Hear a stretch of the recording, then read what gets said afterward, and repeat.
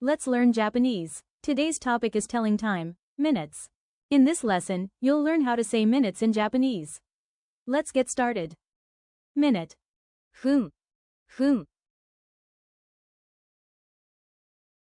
1 minute. 1分、1分、 2 minutes. 2分、2分、 3 minutes. 3分、3分、 4 minutes.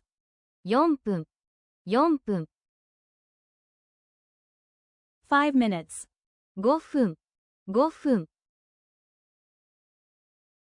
10 minutes. 10分、10分、 15 minutes. 15分、15分、 20 minutes. 20分、20分、 30 minutes. 30分、30分、 Half. 半、半、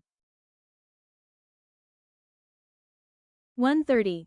1時半、1時半。 Now, let's practice with sentences. It's 1:20.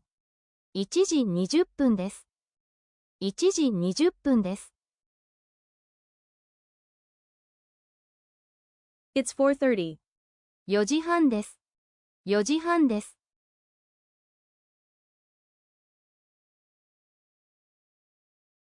Time for a quick check. 1 minute. 1分、 4 minutes. 4分、 5 minutes. 5分。 Thank you for watching. See you next time.